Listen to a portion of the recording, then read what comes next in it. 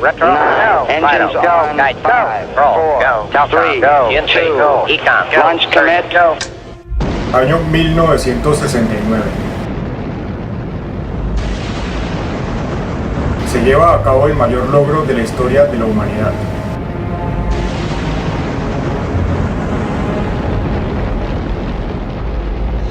El hombre llega a la luna. Un acontecimiento histórico de tal magnitud que hoy en día se recuerda con orgullo por parte de nuestros padres y abuelos. El ser astronauta se ha convertido en el sueño de muchas personas. Trabajar en la NASA sería el mayor éxito existente, y muchas universidades y escuelas llevan el nombre de los astronautas de dicha expedición. Pero la tecnología ha avanzado, y hoy en día tenemos a nuestra disposición mucha información en nuestras manos con el Internet. Actualmente podemos averiguar por nosotros mismos si algunos acontecimientos fueron reales, y muchas personas creen que las cosas no son como nos las están contando. Y la verdad es que existen muchas razones para que piensen en eso. Las expediciones Apolo, en especial el Apolo 11 en 1969, fue una farsa. Eso creen millones de personas en todo el mundo. Antes de 1969, el presidente John F. Kennedy propuso una gran hazaña, en realidad la mayor de las hazañas. El presidente Kennedy dijo: "We choose to go to the moon in this decade and do the other thing, not because they are easy, but because they are hard." Eso fue lo que dijo en el momento más alto y peligroso de la Guerra Fría. La Unión Soviética pudo lograr todas las metas que Estados Unidos soñaba lograr, como por ejemplo el primer misil balístico intercontinental fue diseñado por la Unión Soviética. La Unión Soviética pone el primer satélite en órbita, también coloca el primer animal en el espacio, la perra Laika, manda el primer cohete no tripulado a la Luna. También consigue la primera fotografía de la cara oculta de la Luna, ya saben, esa parte de la Luna que no podemos ver. Los soviéticos mandan el primer hombre al espacio, Yuri Gagarin. Años más tarde llevan a la primera mujer al espacio. Hacen el primer paseo espacial. Un astronauta sale de la cápsula y flota en el espacio. Y en 1966 la Unión Soviética logra llevar una sonda a Venus. Y mucho de esto años antes de que Estados Unidos comenzara su carrera espacial. Pero en el año 1969 misteriosamente Estados Unidos se pone a la cabeza. Consigue el mayor éxito conseguido por el ser humano. Coloca al hombre en la luna. Eso es muy extraño porque les he venido contando todos los éxitos de la Unión Soviética y de repente llega a Estados Unidos y se pone por delante en todo. Pero utilicemos el sentido común. El ser humano siempre ha necesitado varios intentos para lograr sus más lejanas metas. Nunca ha conseguido nada a la primera. Se necesitaron varios intentos para alcanzar la cima del Everest, varios intentos para llegar al Polo Sur y al Polo Norte, varios intentos para sobrevolar el Atlántico. Es casi imposible encontrar una hazaña en el que el ser humano se plantease y lograse a la primera. Pero curiosamente el desafío más importante y difícil que ha tenido el ser humano lo logró en su primer intento, que fue la llegada a la Luna.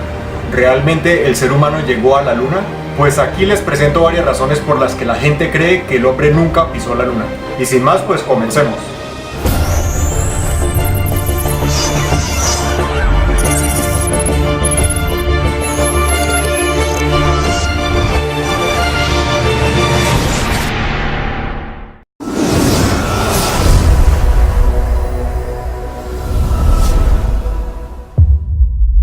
Los astronautas que viajaron en los proyectos Apolo llevaban una cámara fotográfica y de filmación, que es esta que están viendo, la cámara Hasselblad. Cuando los astronautas están a contraluz, una fotografía no debería dejar mostrar la parte de adelante del astronauta, pero sin embargo en estas fotografías se puede ver perfectamente el astronauta estando a contraluz. Incluso esta fotografía que muestra al astronauta que está bajando una escalera en una zona de sombra. Se le ve claramente la bandera, los colores del traje, etcétera, etcétera. Esto solo sería posible en un estudio de grabación, o si la cámara fotográfica tuviera un flash bastante potente. Pero la cámara Hasselblad usada en el Apolo 11 no tenía flash.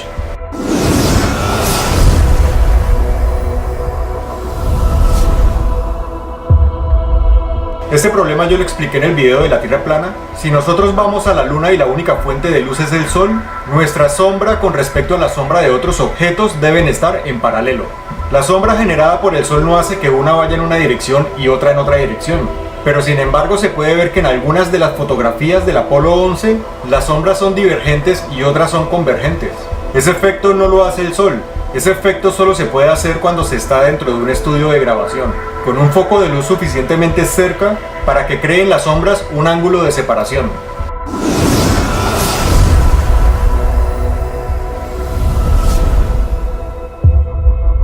Me imagino que ya muchos habrán visto esta famosa huella hecha en la Luna, pues dicha huella es imposible. La humedad ambiental de la Luna es del 0%, simplemente porque la Luna no tiene atmósfera. Solamente se puede dejar huella en un terreno polvoriento cuando hay humedad, para que se pueda compactar la forma de la huella del zapato. Si ustedes van por una playa seca y pisan, no dejan una huella, dejan un agujero. Pero si van a la zona húmeda de la playa, se van a dar cuenta que la huella sí queda nítida. ¿Cuál es la diferencia? La humedad.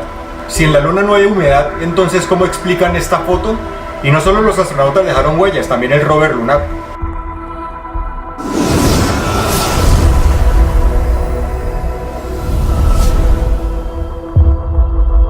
El cohete SLS es un cohete que se ha venido desarrollando en los últimos años, desde el año 2010 hasta la actualidad, pero ha venido fallando constantemente y la NASA no sabe qué hacer al respecto.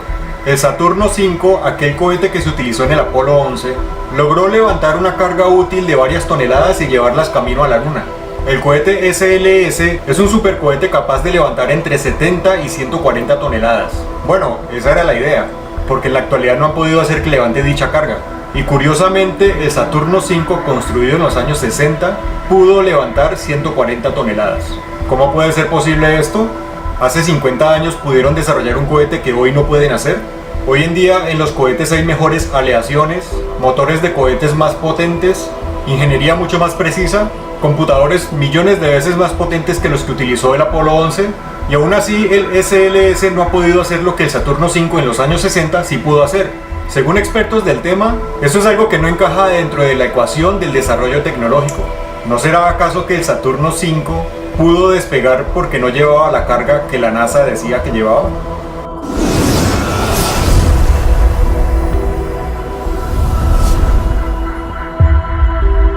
Este hombre es James Van Allen. Antes de las misiones Apolo, James Van Allen colocó un contador Geiger en una sonda lanzada en un cohete, con el único fin de averiguar qué tipo de radiación existía alrededor de la Tierra. Un contador Geiger es ese aparato que mide la radiación. Cuando el contador Geiger comienza a mandarle señales y datos, se da cuenta que alrededor de la Tierra existen unos cinturones con una radiación bastante alta.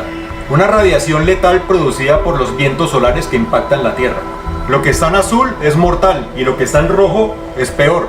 James Van Allen publica un informe al respecto, donde demuestra que nada biológicamente vivo puede atravesar dichos cinturones. Lo mataría en pocos minutos. Es el equivalente a uno meterse dentro de un reactor nuclear.